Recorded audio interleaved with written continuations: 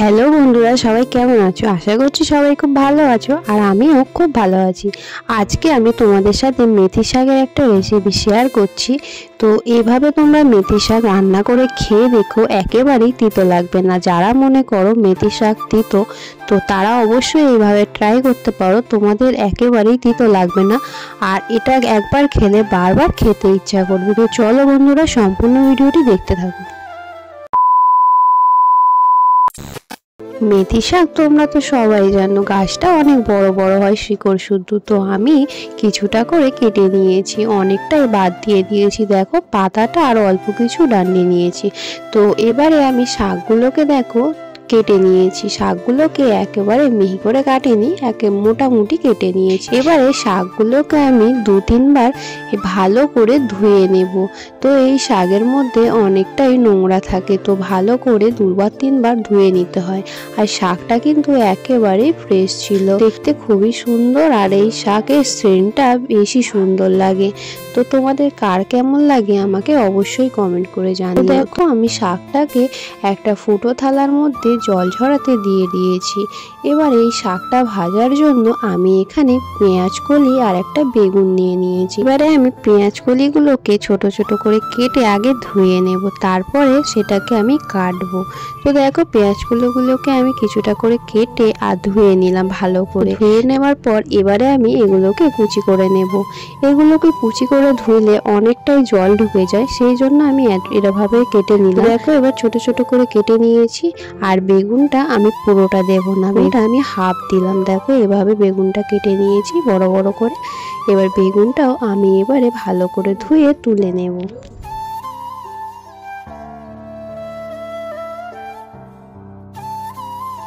দেখো এবারে আমি বেগুনটাও থালার মধ্যে তুলে নিলাম।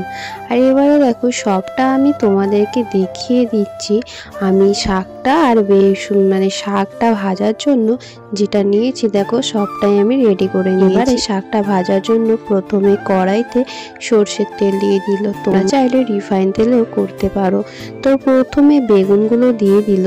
বেগুনগুলোকে প্রথমে একটু ভেজে তুলে নেবে।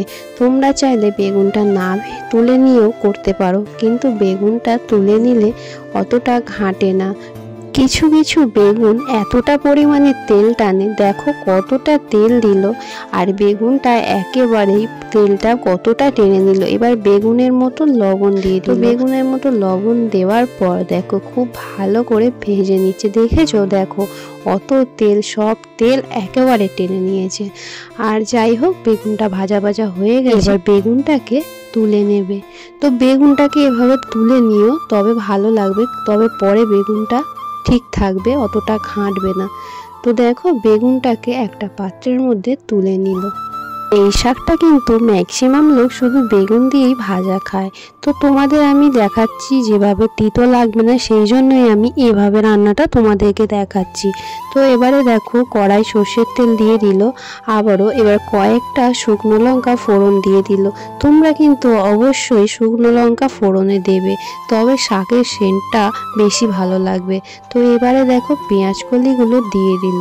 তো পেঁয়াজ কলিগুলো দেওয়ার পর কিছুক্ষণ পেঁয়াজ কলিগুলোকে খুব ভালো করে ভেজে নেবে। তো দেখো সব পেঁয়াজ কলিগুলো দেওয়া হয়ে গেছে। তোমরা যারা কখনো পেঁয়াজ কলি দিয়ে এটা ভাজা করে খাওনি, তারা অবশ্যই এটা খেয়ে দেখো, খেতে খুবই ভালো লাগে। আর তোমরা একবার যদি খাও তোমাদের বারবার এটাই খেতে ইচ্ছা করবে। তো দেখো পেঁয়াজ কলিগুলোর মধ্যে এবারে একটু লবণ দিয়ে দিল।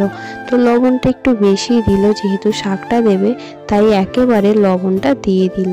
দিয়ে খুব ভালো করে এটা কিছুক্ষণ ধরে ভাজা ভাজা করে নেবে।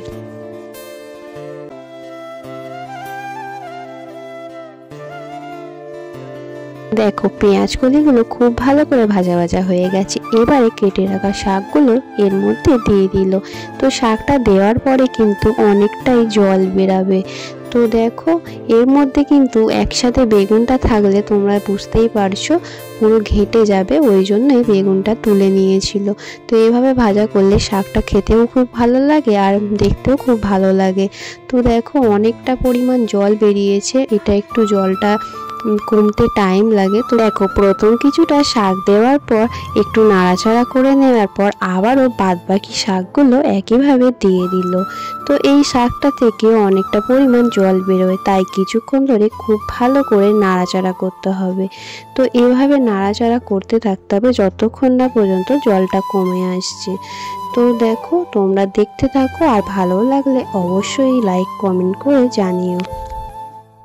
এই শাকটা তোমাদের কার কেমন লাগে অবশ্যই তোমরা আমাকে কমেন্ট করে জানিও। আর এভাবে না বানিয়ে থাকলে অবশ্যই একবার এভাবে বানিয়ে দেখো, আশা করছি খুবই ভালো লাগবে। আমার চ্যানেলে সকল বন্ধুদের অসংখ্য ধন্যবাদ ও ভালোবাসা। সবাই এভাবেই সাপোর্ট করো, এভাবেই পাশে থেকো। তো এবারে দেখো শাকের জলটা পুরোটাই কমে গেছে। তো ভাজাটাও দেখো, দেখে বুঝতে পারছো অনেকটাই ভাজা ভাজা হয়ে এসেছে। আর এই শাকটা খুবই সুন্দর একটা স্মেল বেরোয়, খুবই ভালো লাগে খেতে। গরম গরম ভাতের সঙ্গে এই শাক ভাজাটা খুবই ভালো লাগে খেতে। তো এবারে দেখো শাকটা ভাজা ভাজা হয়ে যেতে যে ভেজে রাখা বেগুনটা ছিল এবারে এর মধ্যে দিয়ে দিল। বেগুনটা কিন্তু তোমরাও এভাবে লাস্টে দিও, তাহলে বেগুনটা ঠিক থাকবে। না হলে আগে থেকে একসঙ্গে দিলে বেগুনটা পুরো ঘেটে হয়ে যাবে। তো দেখো শাকটার সঙ্গে ভালো করে বেগুনটা মিশিয়ে নিল।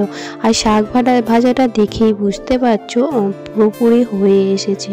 আর কত শাক দেখো কত কমে গিয়ে একটুখানি হয়ে গেছে। তো যাই হোক, এই শাক ভাজাটা ভাতের সাথে গরম গরম খুব ভালো লাগে খেতে। তো শাক ভাজাটা পুরোপুরি রেডি, এবার একটা পাত্রের মধ্যে নামিয়ে নেবে। এবার একটা পাত্রের মধ্যে নামিয়ে নিচ্ছে। তো আজকের রেসিপিটি তোমাদের কেমন লাগলো অবশ্যই তোমরা কমেন্টের মাধ্যমে জানাবে। আর আমার চ্যানেলে নতুন বন্ধু হয়ে থাকলে চ্যানেলটি সাবস্ক্রাইব করে পাশে থাকা বেল আইকনটি ক্লিক করে রেখো, যাতে পরবর্তী ভিডিও নোটিফিকেশন খুব তাড়াতাড়ি তোমাদের কাছে পৌঁছে যায়। তো দেখো শাক ভাজাটা পুরোপুরি কমপ্লিট। দেখতে কেমন লাগছে অবশ্যই তোমরা জানাবে, আর খেতে তো খুবই ভালো লাগে। আর অবশ্যই তোমরা কিন্তু একবার এভাবে ট্রাই করো। তো দেখো গরম গরম কত সুন্দর দেখতে লাগছে ধোঁয়া ওঠা, আর এভাবে ধোঁয়া ওঠা ভাতের সঙ্গে খেতেও ভীষণ ভালো লাগে। তো আজকের ভিডিওটা এখানেই শেষ করছি। সবাই খুব ভালো থেকো, সুস্থ থেকো, সাবধানে থেকো। আবারও দেখা হবে অন্য কোনো ভিডিওর সাথে। ততক্ষণের টাটা, সবাই খুব ভালো থেকো। Love you all.